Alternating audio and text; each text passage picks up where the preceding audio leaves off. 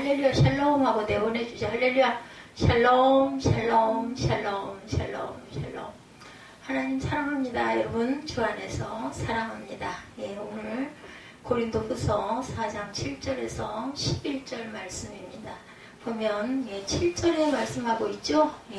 우리가 이 보배를 어디에 가졌어요? 질그릇에 가졌으니 심히 큰 능력은 누구에게? 하나님께 있고 우리에게 있지 아니함을 알게 하려 함이라. 이렇게 말씀하고 있습니다. 심히 큰 능력은 누구에게? 하나님께 있고. 말씀의 은혜를 나눕니다. 심히 큰 능력은 하나님께 있고 하나님께 있습니다. 심히 큰 능력은 코로나19 아직도 그죠? 이곳저곳에서 코로나19로 인해서 고통 당하시는 분들이 많습니다. 인간이 얼마나 연약한 존재인지 여러분들 코로나를 통해서 그죠? 많이 느끼셨을 거예요. 내가 아무리 무엇을 어떻게 하려고 해도 코로나 안 걸리고 싶죠. 다들 마스크도 열심히 쓰죠. 손 소독도 하죠. 그죠? 공기도 정화하려고 늘 애쓰고 합니다. 그런데도 걸리는 사람은 걸리고 또 별로 보기에 그렇지 않고 마스크도 잘 안 쓰고 또 손도 잘 안 씻고 하는 사람도 어떤 사람은 또 아무렇지도 않게 아직까지 한 번도 안 걸린 사람도 있다는 거죠. 그럼 이걸 누가 알겠습니까? 할 수 있는 분은 하나님 한 분밖에 안 계시다. 물론 밉다고 코로나를 걸리게 하고 이쁜 짓을 한다고 피해가게 하고 그러시지는 않지만 우리가 하고 싶다고 해서 될 수 있는 것은 한계가 있다라는 것. 과학 문명이 발달돼서 핸드폰 하나로 지구 반대편에 있는 사람과 화상통화를 하는 시대에 살고 있는 우리들이 눈에 보이지 않는 코로나19 바이러스라고 하는 것 때문에 온 세계가 그죠? 절망과 공포 속에서 휩싸여 있는 세월이 3년 넘어가고 있습니다. 2023년이 됐어요. 그죠? 2019년 11월 중국 우한에서 시작된 이 코로나 바이러스 전염병이 어때요? 지금 2019년이니까 20년, 21년, 22년 하고 23년 1월이니까 3년이 넘었죠. 4년째 접어들어갑니다. 횟수로 보면 물론 11월 달에 시작이 됐지만 2019년 11월 중국 우한에서 시작된 이 코로나 바이러스 전염병이 이렇게 사망자가 한 1년 이후 그때 시점으로 보면 전 세계 확진자가 1년 4개월 만에 그 바이러스가 일어나고 그러면 19년 11월에서 1년 4개월이면 20년하고 21년 통계입니다. 이게 지금 훨씬 많겠지만 2월 27일자에 발표한 그 숫자가 세계 확진자가 1억 1,400만 명입니다. 그리고 사망자가 252만 명. 그리고 세계에서 제일 잘 산다고 하는 최강국인 미국에서만 사망자가 50만 2천 명이 나왔다고 그래요. 이 코로나 바이러스 앞에서 인간이 얼마나 무력한 존재인가. 저는 또 몸에 연약한 부분이 있잖아요. 그러다 보니까 어떤 날은 아주 극심해서 내가 오늘을 넘길 수나 있을까 이런 생각이 들 때도 있습니다. 저는 그럴 때마다 내가 도대체 어떻게 될 것인지, 그렇다고 해서 모든 하는 일을 다 계획을 다 멈춰버리고 그냥 손 놓고 있을 수는 없잖아요. 준비하고 항상 갑니다. 가면서도 내가 정말 어떻게 될지 바람 앞에 등불 같아. 어떤 조그만한 좀 좋지 않은 증세만 일어나도 이게 계기로 이런 생각을 하게 돼요. 알 수가 없어요. 제 생명인데도 당연히 제 마음대로 할 수 없는 거 내게 아니에요. 내 생명. 그러다 보니까 이런 생각을 많이 합니다. 지금이야말로 온 세계 사람들이 우리 연약함을 고백하고 우리가 죄와 허물을 고백하고 하나님께 정말 온전하게 안겨야 할 시대라는 것. 주님 앞에 나와 우리 죄를 회개하고 예수님을 영접하고 새로운 삶을 살아가는 저와 여러분들이 되시기를 2023년 물론 일부 예배가 있었지만 11시 우리 예배 제가 주님 앞에 간구합니다. 우리 모두가 이런 하나님 앞에 다 내려놓고 내가 하는 게 아니라 하나님이 하십니다. 심히 큰 능력은 하나님께만 있습니다. 이런 고백을 할 수 있는 그렇게 행하고 가는 2023년이 되시기를 주님의 이름으로 축복합니다. 우리가 이런 복된 삶을 살기 위해서 어떻게 할 것인가. 첫째, 전능하신 하나님을이 아니라 저는 전능하신 하나님만 의지해라 이렇게 말씀드리고 싶어요. 이 어려운 시대를 지나가면서 전능하신 하나님을 아닌 하나님만 의지하는 저와 여러분들, 이것도 의지하고 저것도 의지하고 좋다는 거 이왕이면 다 해봐야지, 이게 아니라 하나님만 의지하시고 아주 유일하신 하나님만 저는 의지하고 갑니다. 어땠어요? 이스라엘 민족들이 하나님을 예배하지 않은 게 아니에요. 예배했어요. 그러면서도 어떻게 했어요? 가나안에 있는 그 많은 신들을 이것도 의지해, 저것도 의지해, 또 하나님께도 의지해, 이렇게 했기 때문에 여러 가지 재앙을 당했습니다. 역사적으로 보면 고린도서 4장 7절 말씀, 이 보배를 어디에 가졌어요? 질그릇이 뭔 줄 압니까? 섬에라, 질그릇이 뭐야? 뭘로 만든 그릇이 질그릇이야? 응? 혹시 알아? 몰라? 질그릇은 흙으로 만든 그릇이야. 톡이, 응? 톡이 얼마나 그거 부서지기 쉬워. 이렇게 슬쩍 건드리기만 해도 부르륵 부서져 버리지. 이런 힘이 큰 능력이 나한테 있지 않고 질그릇 같은 우리예요. 그렇기 때문에 이 질그릇 같은 나는 아무런 힘이 없다라는 고백입니다. 이 힘이 하나님께 있고 우리에게 있지 아니함을 알게 하려 함이라고 말씀합니다. 큰 능력은 하나님께 있다. 우리는 질그릇까지 연약한 존재입니다. 이 고백입니다. 힘이 큰 능력은 하나님께 있어요. 우리가 우리 힘으로 무엇인가 할 수 있는 것 같지만 우리 힘으로 이루려고 하는 모든 것들은 늘 한계에 부딪힌다는 거. 그렇지만 계획은 하고 가야 돼요. 이달에는 아니면 오늘은 그죠? 하루의 계획이 있고 주간의 계획이 있고 또한 월간의 계획이 있고 또 뭐 2월, 3월, 4월 가면서 또 중요한 것들도 우리가 챙기고 가야 되고 뭐 행사도 있고 생일도 있고 그죠? 그런 거 다 계획하고 갑니다. 단 결과는 하나님이 하시는 것이다. 최선을 다할지라도 그렇죠. 연약한 존재입니다. 우리는 깨지기 쉬운 질그릇 같은 존재이기 때문에 우리 힘으로 뭘 해보려고 아무리 애를 써도 실패하고 좌절하고 낙담하게 되는 일들이 너무나 많다. 그렇기 때문에 모든 능력과 권세를 갖고 계신 하나님만 믿고 의지하고 나아가는 주님의 자녀들이 되어야 한다는 거죠. 우리를 질그릇에 표현했는데 이 질그릇에 밥을 담아 놓으면 밥그릇이 되죠. 그죠? 국을 담아 놓으면 국그릇이 됩니다. 그런데 이 질그릇에 뭐를 담아요? 보석을 담아 놓으면 뭐가 돼요? 보석 그릇이 되죠. 그죠? 우리를 질그릇에 표현했는데 질그릇에 밥과 국을 담아 놓으면 밥그릇, 국그릇이 되지만 뭐 정말 금전을 거기다가 예전에 그랬어요. 우리 할머니들 보면요. 어디 그거 정말 이상스러운 생긴 그 그릇에다가 예전에 그 화폐들 그런 것들 비상금이라고 넣어놓으신 거 제가 봤습니다. 하다못해 어디까지 장판 안에 뜯고 그 속에다가 돈을 차곡차곡 쌓아가지고 정말로 집을 장판을 뜯어보니까 언젠가 그 수리를 하라고 뜯어보니까 돈더미가 꼬깃꼬깃 쌓여져가지고 있기도 했고 벽에다가 또 넣고 발라가지고 벽을 뜯어보니까 그 속에서 돈이 나와가지고 돈벼락을 맞았다 이런 얘기를 듣기도 해서 먹지를 않고 그걸 모은 거예요. 저도 그런 게 좀 있습니다. 이렇게 무엇을 담아놓냐에 따라서 그 집에 누가 그런 게 있을지 누가 알았겠어요? 예전 할머니가 그렇게 해놨는데 손자가 그거 헐고 수리하려고 뜯다 보니까는 장판 뜯으니까 장판 밑에서 벽을 뜯으니까 벽 발라놓은 거 속에서 돈다발이 나왔다라는 이야기. 정말 그건 돈이라고 볼 수가 없죠. 정말 보석 같은 할머니의 정성과 그리고 그거 먹을 거 먹지 않고 모아가지고 이렇게 넣어놓고 후대들이 그렇게 해서 귀한 선물을 받은 거죠. 질그릇 같은 우리 인생의 보배 되신 예수님이 오셔서 내 삶에 앉아 계시기 때문에 우리는 순간 보배로운 존재로 바뀌게 되었다는 겁니다. 그러니까 내 안에 누가 있으면 아들이 있으면 내 생명이 살아있는 영원한 영생의 생명이요. 내 안에 아들이 없으면 우리는 사망 가운데 가는 그저 질그릇 같은 부서져서 없어져 버리는 존재가 된다라는 것. 똑같은 사람인데 하나님이 내 안에 성령께서 내 안에 계시면 믿나이다 하면은 플러스 예수 그리스도. 그렇기 때문에 얼마나 귀하냐인 거죠. 내가 잘나서가 아니라 내 안에 계신 예수님이 위대하시기 때문에 예수님이 나와 함께하고 계시기 때문에 우리는 보통 사람이 아니라 위대한 하나님의 자녀이고 보배롭고 존귀한 사람이라는 것을 잊지 마시기 바랍니다. 주님이 나와 함께 동행하십니다. 주님이 나를 도우십니다. 주님이 나를 아십니다. 우리가 사람도 누군가가 나를 알아보고 반가워하면은 기분 좋잖아요. 인사하면 반갑게 인사하면. 그런데 창조주 하나님이 나를 아세요. 영으로 나를 보고 계시고 알고 계신다.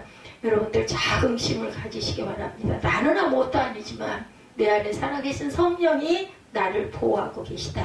주님의 일상 살아가는 동안 나와 함께 하셔서 모든 어려움을 이기게 만들어 주시고 어떤 문제와 어려움이 다가와도 도우시는 능력으로 승리하는 삶을 살게 해 주신다. 아니 그런데 믿는데 왜 이렇게 아파? 왜 이렇게 어려운 일들이 많아? 왜 이렇게 자꾸 망해? 이렇게 생각하시는 분들 계세요. 왜 뭐를 하라고? 더 단단해지라고. 그 고개는 꼭 넘어야 할 우리 인간들이 걸어가는 일생 안에 있는 또한 내가 자초한 일들이기 때문에 그건 네가 해결하고 네가 극복해야 해. 그 대신 내가 정말 힘들고 어려울 때 아버지 나는 도저히 이걸 할 수 없어요. 울면서 기도하면서 내가 잘못된 부분을 깨닫고 회개하고 먼저 제가 이 부분 너무 욕심을 냈습니다. 이렇게 해서 손실이 왔네요. 하나님 잘못했습니다. 그런데 이거 딛고 일어나게 해주옵소서. 여러분들 이렇게 기도하시기 바랍니다. 그러면 힘을 주세요. 절망이 아니라 사망이 아니라 힘을 주시고 능력을 주시고 더 단단해지게 다음에는 그런 일을 다시 반복하지 않는 그러한 지혜를 허락하여 주신다라는 것. 그래서 우리는 철저하게 나는 아무것도 아닙니다라고 고백하고 주님을 믿고 의지하고 나아가는 주님의 귀한 자녀들이 일꾼들이 다 되시기 바랍니다. 우리가 기억해야 할 것은 우리의 믿음은 우리 자신의 능력이나 지혜에 있는 것이 아니라는 것, 하나님의 능력이나 하나님이 주시는 지혜나 하나님의 말씀 속에 있다라는 것을 인정하는 것입니다. 고린도서 2장 5절입니다. 너희 믿음의 사람이 지혜 있지 아니하고 다만 하나님의 능력에 있게 하려 하였노라 이렇게 말씀하고 있습니다. 우리 자신의 능력이나 지혜를 의지하면 우리는 실패할 수밖에 없고 좌절하고 상처투성인 인생으로 살아갈 수밖에 없어요. 그러나 내 안에 계신 전능한 주님을 믿고 의지하고 나아가면 우리는 어떤 문제도 어려움도 고통도 괴로움도 넉넉히 이기고 승리의 삶을 살아갈 수 있게 되는 것. 세상 사람들도 뭐라 그래요? 어려운 일이 자꾸 와. 그러면 뭐 위로해야 되겠는데 뭐라고 위로할 수가 없을 때 되게 뭐라고들 말하던가요? 지나가.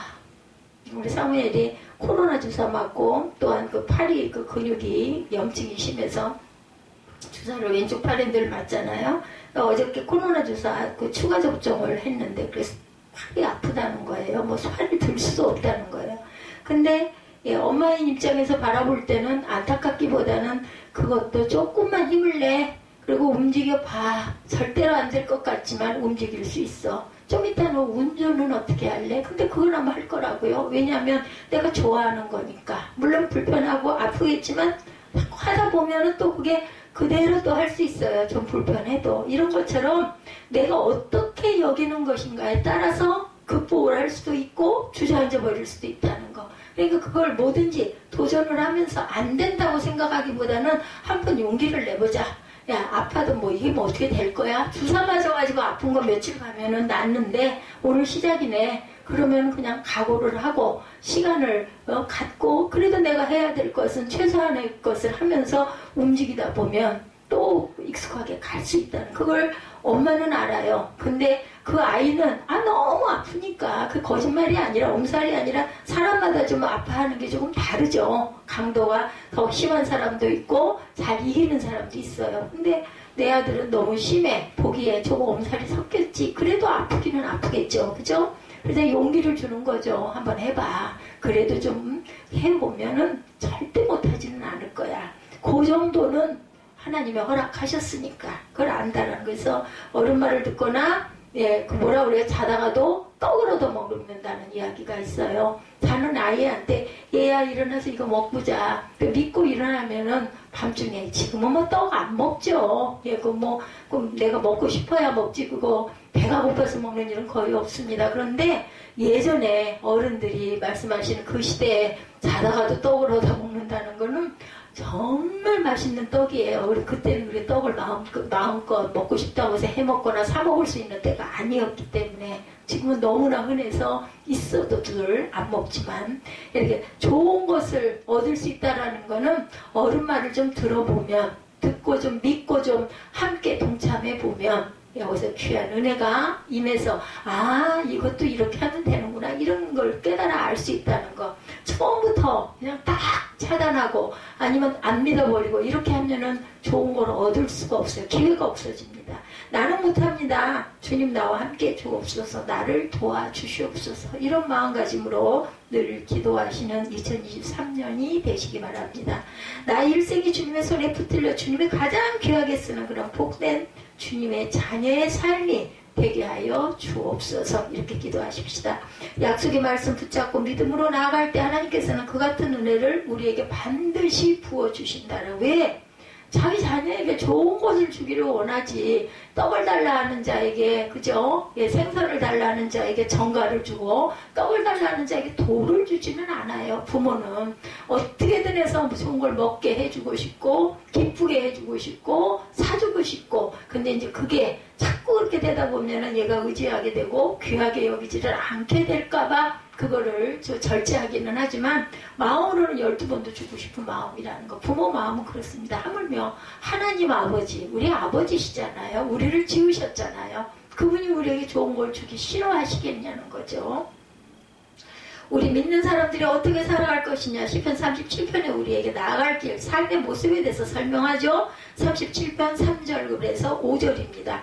야훼를 의리하고 선을 행하라 땅에 머무는 동안 그의 성실을 먹을거리로 삼을지어다. 뭐를? 성실함이 먹을거리가 돼야 된다는 게 항상 성실하라는 거죠. 우리가 먹지 않으면 못 살잖아요. 우리 육신이. 근데 성실을 먹을거리로 삼으래요. 오죽이나 하면.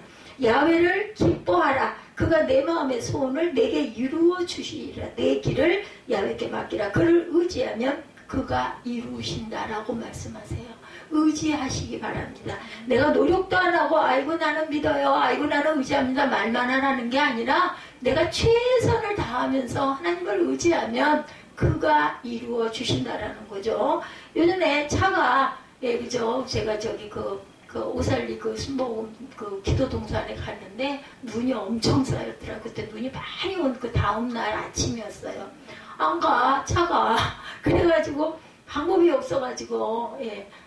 한 사람이 내려서 밀어야 되게 생겼는데 날 보고 운전을 하려냐고 지가 뒤에 나가서 내려서 밀겠대요. 그래서 아이고 아니야 내가 한번 밀어볼게. 힘은 정말 없는 사람이잖아요.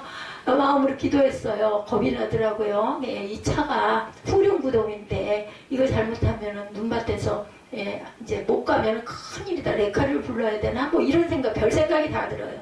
내려가지고 제가 무슨 힘이 있습니까? 내가 밀어보다 안 되면 뭐 바꿔서 하든 아니면 누굴 좀 도와달라고 아무나 붙잡고 하든 해야 되겠다 하고 뒤에서 마음으로 기도하면서 진짜 슬쩍 이렇게 했더니 와 차가 윅 하고 올라가더라고요. 얼마나 기뻤는지 몰라요.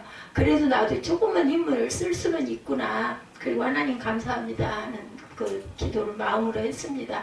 아주 눈 설경이 얼마나 이뻤는지 몰라요. 둘이 손잡고 걸어가면서 눈에 그 하나도 발자국이 안 찍힌 곳을 지나가면서 제가 그랬어요. 예, 사회라도 저런 거 보면 어떠니? 예, 들어가서 발자국을 딱 찍고 싶지 않니? 그랬더니 그렇다고 그러더라고요. 마음이 다 똑같구나 하는 생각을 하고 웃었습니다. 그런 눈밭을 본 기억이 참 오래된 것 같았습니다. 내 안에 보배로운 주님이 계시기 때문에 주님만 믿고 의지하고 나아가는 저와 여러분들 주님 안에서 기뻐하고 감사하고 또 그래가지고 하나님이 해주셨네 이런 마음 들면 또 얼마나 기뻐요. 그죠? 감사하고 정말 내 기도를 들어주시네 내 마음의 소원을 알고 계시네 이런 마음이 들면요 정말 기쁩니다. 그러한 삶 즐거워하는 삶 주께 맡기는 삶 여러분의 인생을 그렇게 맡기시기 바랍니다. 우리가 우리 인생을 절대로 마음대로 하지 못해요. 주님이 도와주셔야 우리 인생이 주님의 은혜 가운데 복된 인생으로 바꿔진다라는 거. 아까 여러분들 말씀 카드 뽑았잖아요. 내가 뽑는 거지만 하나님 내 손을 주장하여 주옵소서. 그리고 하나님은 나를 지으신 분이니까 내가 가장 필요한 말씀이 뭔지 알고 계실 거예요. 또 대신 나오지 않은 어떤 가족을 위해서 뽑을 때도 그 사람 예, 하나님의 자녀, 하나님의 딸 누구, 하나님의 아들 누구 아시죠? 대신 제가 제 손을 통해서 뽑습니다. 1년 동안 기도할 기도 제목에 말씀 주시옵소서 이런 마음으로 뽑아서 딱 보면 정말 참 필요한 말씀이네. 이런 마음에 아마 감동을 가지셨을 때가 많으실 거예요. 이렇게 우리는 기도하면서 감사하면서 기뻐하면서 그냥 무심히 아무 생각 없이 쓱 뽑아가지고 한 장 이렇게 그거보다는 내가 마음에 간절한 무슨 길게 기도 안 해도 간절하게 마음에 하나님 이 손으로 제가 뽑습니다. 제비를 뽑을 때도 내가 손으로는 뽑지만 그걸 뽑게 하시는 분은 하나님이세요. 저는 손을 빌릴 뿐입니다. 이런 마음의 기도를 하고 뽑으면 말씀을 봤을 또 가끔은 뭐야 뭐 고난이 온대 기뻐하래 도대체 어떻게 고난을 기뻐해 해도 그 안에 숨겨진 하나님의 뜻이 반드시 있다는 걸 믿고 그런 어려움이 있을지라도 나는 그래도 기도하고 가겠습니다. 왜냐면 우리는 인생 잘 살아가야 되잖아요. 이것도 또 고개 우리 뭐 가면은 뭐 평지만 갑니까? 예, 개울도 있고 언덕도 있고 때로는 자갈밭도 있고 아스팔트도 있고 또 그냥 흙밭도 있고 그러잖아요. 가야 돼요. 골고루 우리 인생살이가 다 그렇습니다. 이런 마음으로 코로나19 같은 이러한 재앙이 올 것을 우리가 어떻게 알았겠어요. 2019년 10월달만 해도 몰랐을 거죠. 그죠? 9월만 해도 몰랐어요. 11월에 이런 일이 중국 우한에 일어남으로 인하여 그게 코로나라는 게 이게 뭐야 이름도 이상해 했는데 그게 그냥 우리랑 붙어서 사네 3년 이상을 그냥 20년 21년에는 정말 교회가 그죠 마음껏 예배도 뭐 하지 못할 정도로 그렇게 해서 그냥 다들 인터넷 예배를 드리고 교회들이 어려움을 참 많이 겪었죠.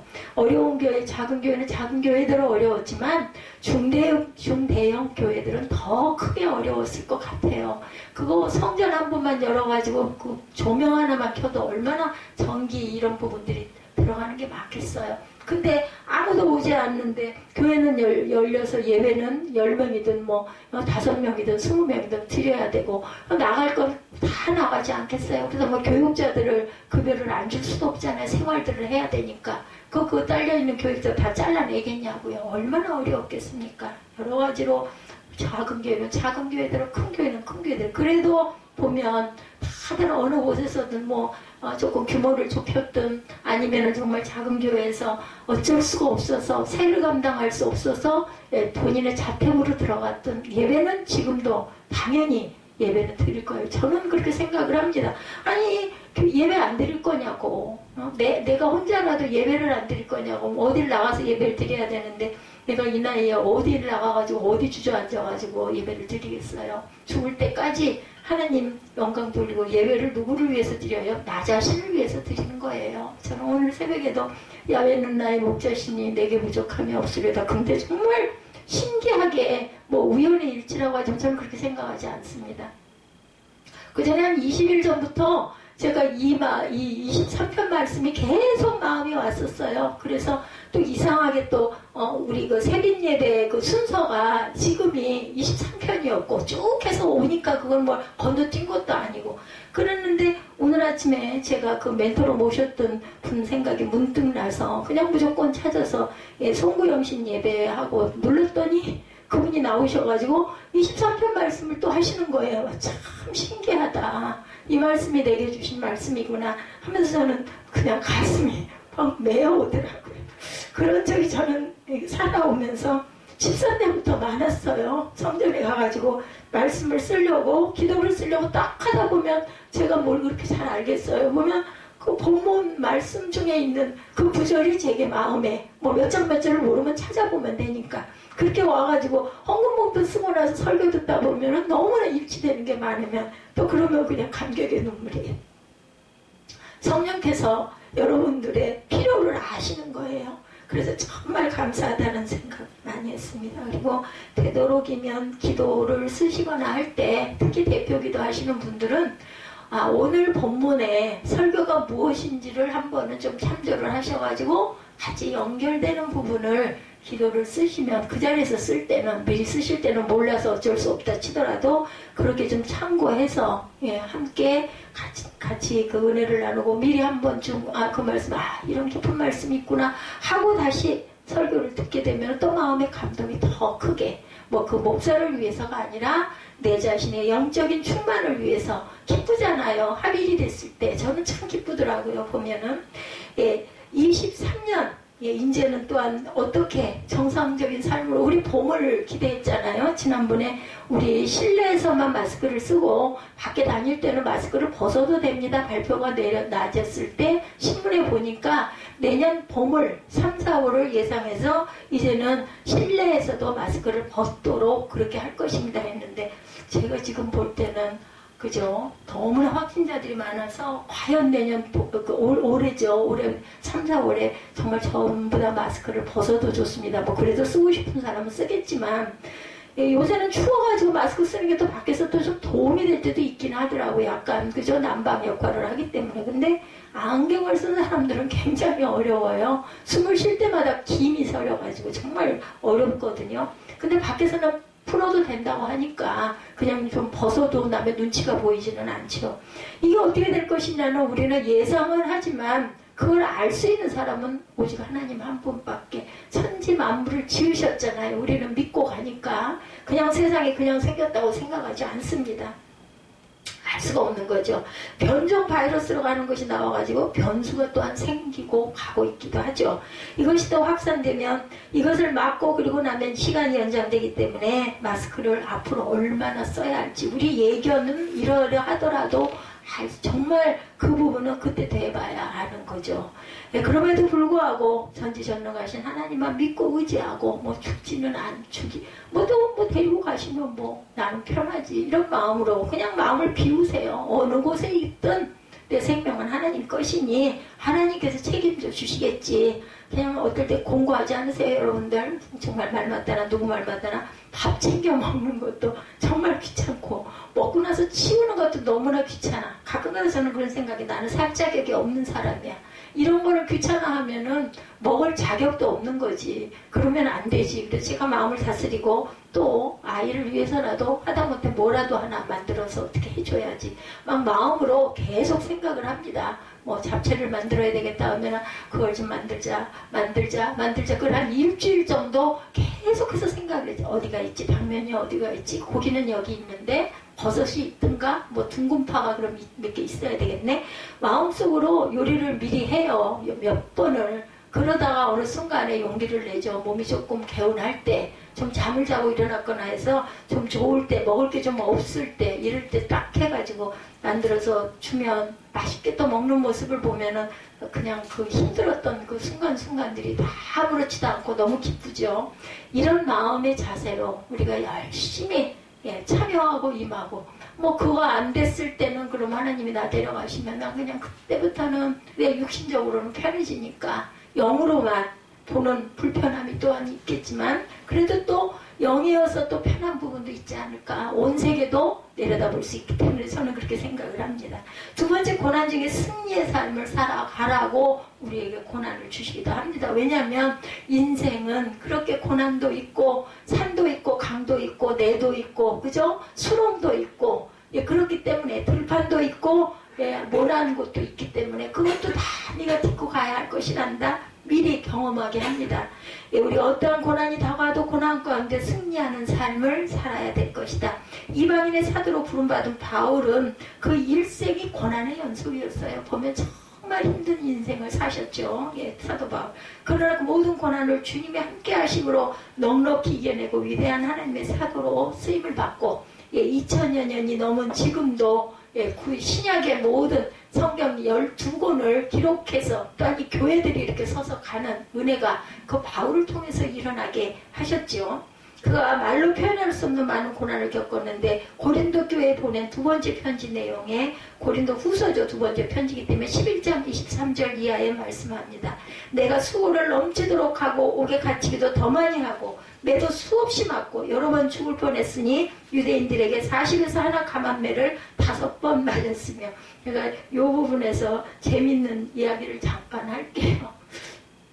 제가 수영을 하잖아요. 수영을 하면서 어느 날인가 이 부분이 자꾸 마음에 오더라고요. 40에 감한매를 몇 번 맞았다라는 마음이 와서, 그래 나도 수영을 몇 바퀴를 꼭 그렇게 채우려고 하지 말고, 예, 감에서 두세 개는 빼고, 예, 미완성, 예, 나 그냥 이만큼 했습니다. 마음으로 하나님 오늘도 열심히 살기 위해서, 예, 제가 물에서 운동을 했습니다. 할 때 예, 뭐 50에서 3번을 뺀다든지 4번을 뺀다든지 저 이만큼 빼고요. 그 대신 40 부분은 딱 넘어서서 제가 이만큼 했습니다. 상황에 따라서 그걸 너무나 꼬박 하려고 하지 말자.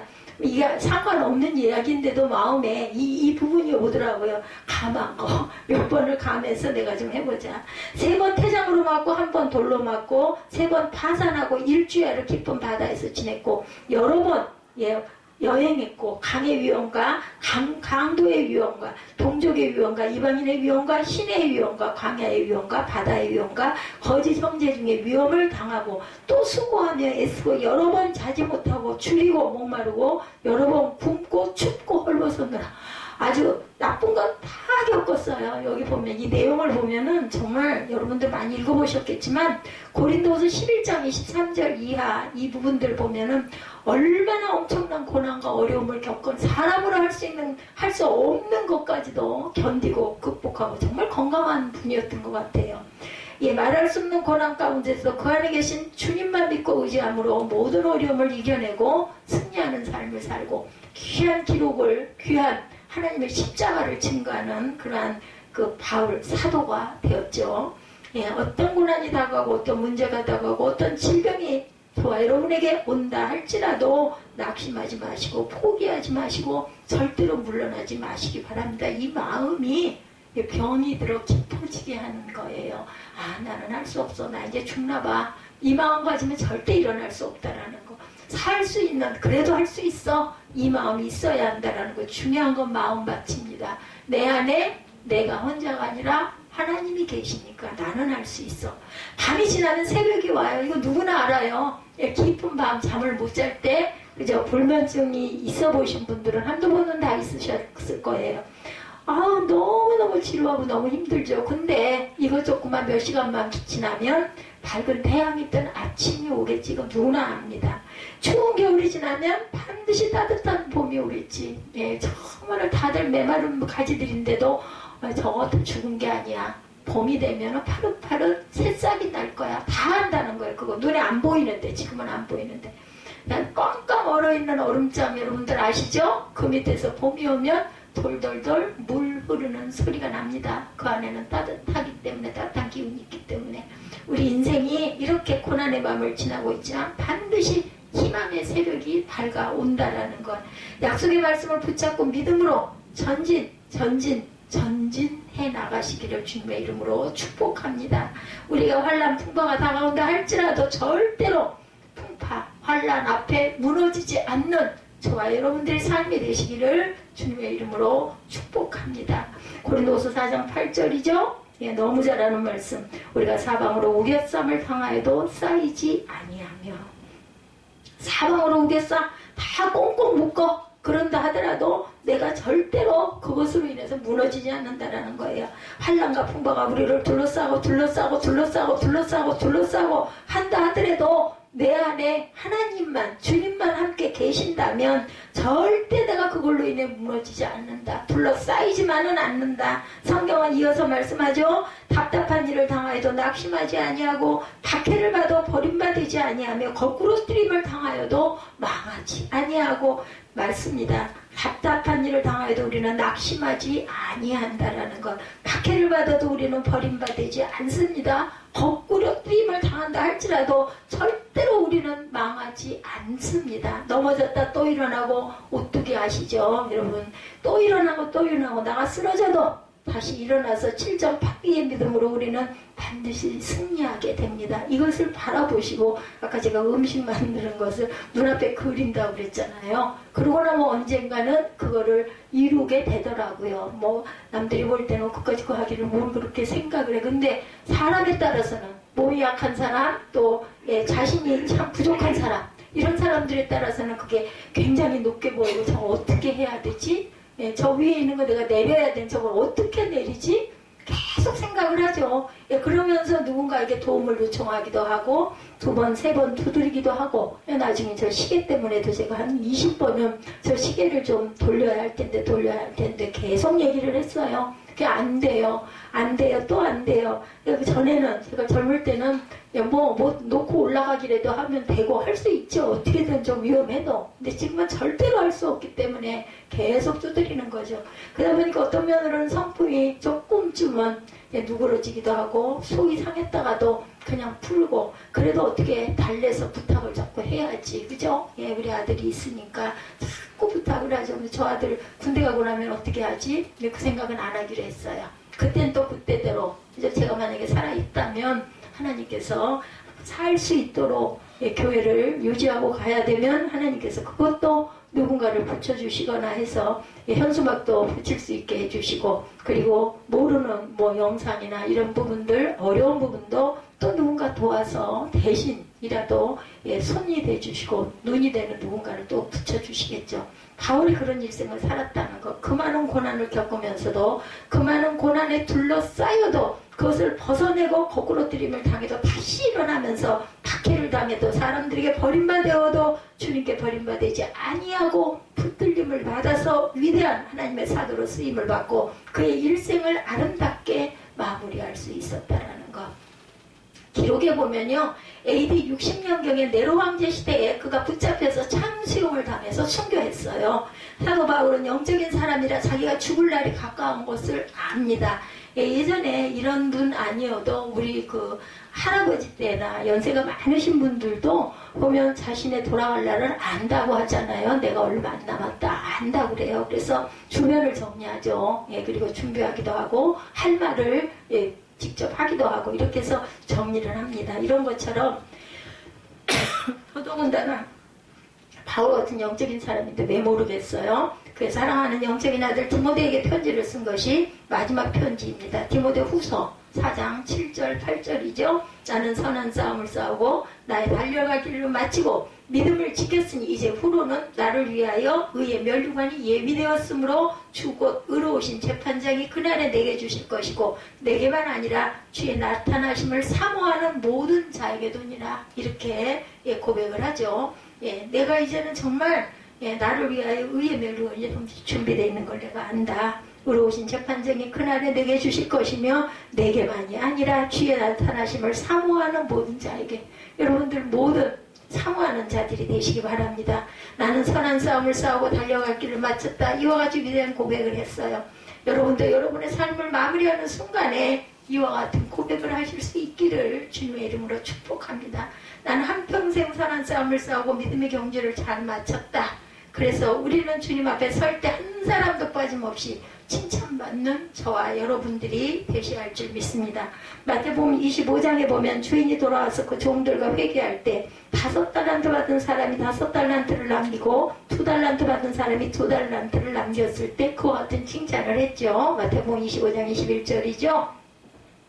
그 주인이 이르되 잘하였도다 착하고 충성된 종아 내가 적은 일에 충성하였음에 내가 많은 것을 내게 맡기리니 내 주인의 즐거움에 참여할지어다.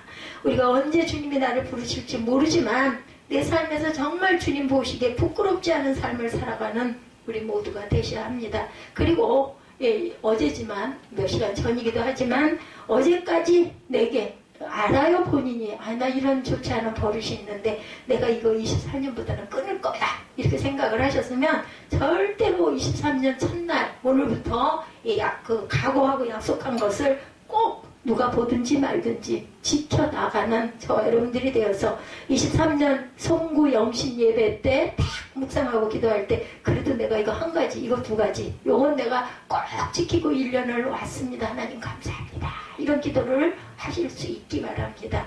세 번째, 예수의 생명이 우리 안에 나타나게 하여야 합니다. 우리의 삶 속에서 예수님의 생명이 나타나야 되죠. 고린도후서 4장 10절입니다. 우리가 항상 예수의 죽음을 몸에 짊어지면 예수의 생명이 또한 우리 몸에 나타나게 하려 함이라.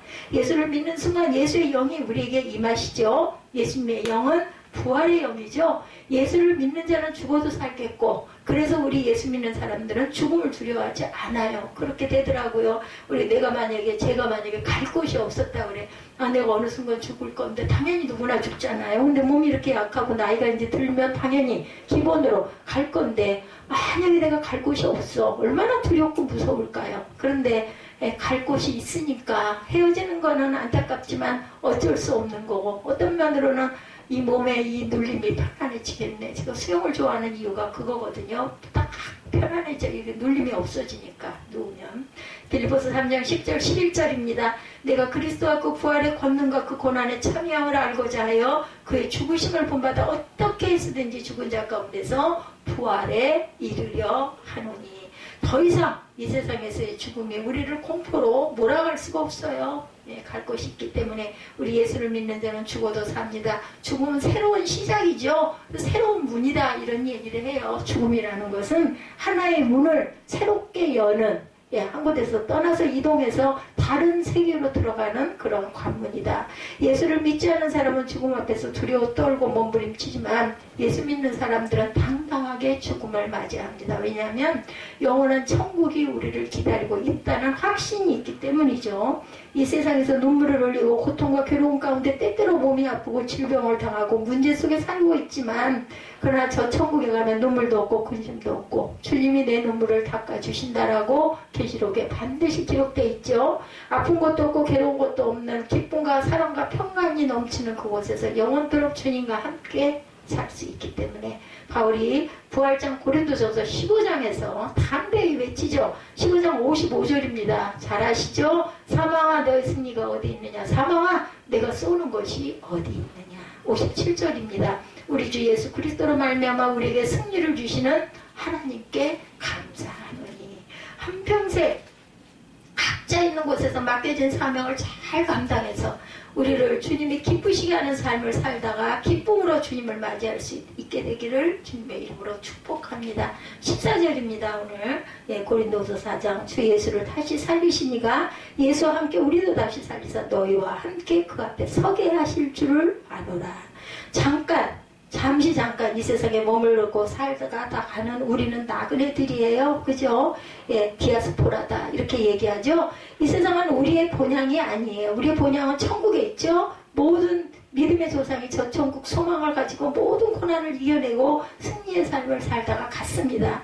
예수를 믿는 사람들의 죽음은 아름답다 그러죠. 예수를 믿지 않는 사람들의 죽음 앞에 두려워 떨며 그들은 몸부림을 칩니다. 그래서 돌아간 모습도 달라요. 딱 돌아갔을 때 그 모습 저도 몇 번 봤지만 저희 가족을 비롯해서 정말 달라요. 예수 믿다 가신 분들은 정말 아름답게까지 보여요. 근데 막 고통으로 일그러지고 믿지 않고 술과 방탕 속에서 심하게 살다 간 분들은 정말 모습이 아주 그 괴로운 그 몸부림, 그 모습이 딱 얼굴에 보입니다. 너무 마음이 안타깝죠.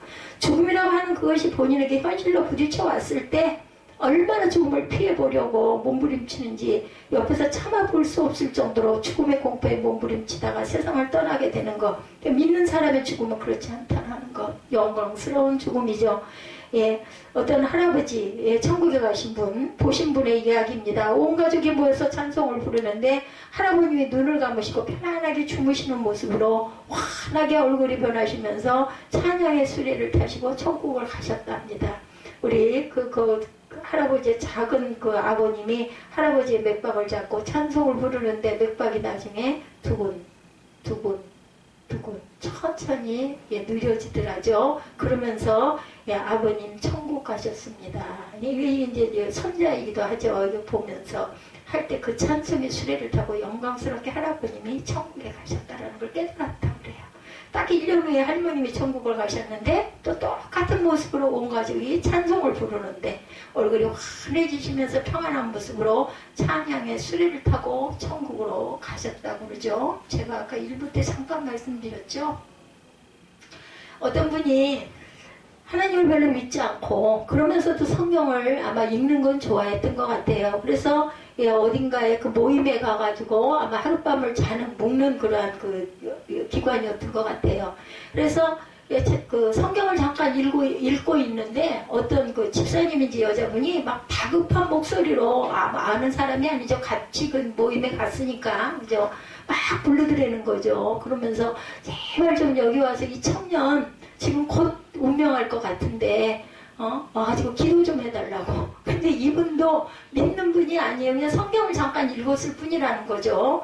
그래서 제가 이거 할 줄 모른다고 기도 저는 할 줄 모릅니다. 그랬더니 무슨 소리냐고 아까 선생님 보니까 성경 읽고 계시던데 와가지고 이 청년 너무 불쌍한데 와서 기도 좀 잠깐 해달라고 잡아 끌어가지고는 그냥 거의 억지 춘향이로 갔대요. 갔는데 정말 한 청년이 괴롭게 곧 숨이 넘어갈 것 같은 모습으로 누워있더라는 거죠. 그래가지고 그 평소에 그냥 편하게 읽던 여호와는 나의 목자시니 내게 부족함이 없으리로다 시편 23편을 펴가지고 그냥 읽어줬대요. 읽고 있는데 그 청년의 얼굴이 그렇게 편안해지더라는 거죠. 그러면서 정말 천국을 가고 그 모습을 보고 이 사람이 그때부터 예수님이 계시긴 계시구나. 그렇게 믿고 그때부터 신앙생활을 잘 하면서 그 찬송의 시를 썼다는 거죠.